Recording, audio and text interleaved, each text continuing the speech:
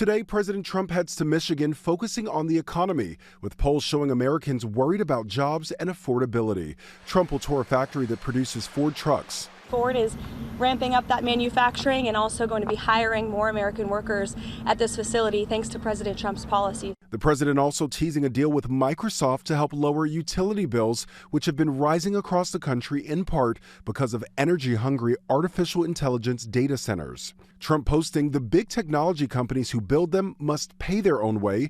Trump is also reviving a pledge to cap credit card interest rates at 10% for 1 year, a move that could save Americans billions of dollars. I want a cap on credit card interest rates because, some of them are 28, almost 30%. And the people don't know they're paying 30%. The people out there, they're working and they have no idea that they're paying 30%. No way. Critics warn capping credit card rates could have devastating risks. The real victims would probably be the millions of Americans who no longer be able to borrow money. Some people are bad credit risks, and these companies simply won't lend to any of them.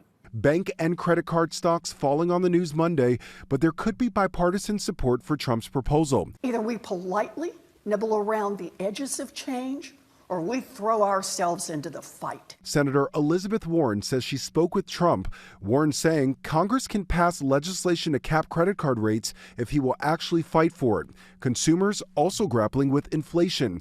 The government is set to release a new inflation report today as the president pushes the Federal Reserve to lower interest rates. Fed Chairman Jerome Powell claims that push for lower rates is behind the Justice Department's new criminal investigation looking into Powell's testimony about expensive renovations at Fed headquarters.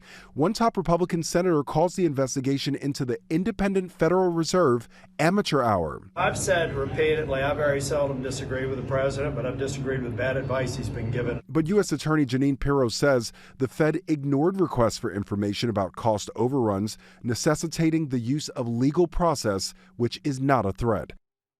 Senator Tom Tillis is vowing to oppose the confirmation of any nominee to the Federal Reserve Board until legal matters concerning Powell are resolved. Treasury Secretary Scott Bessent has been quoted saying the investigation into Powell causes a mess that's bad for the markets.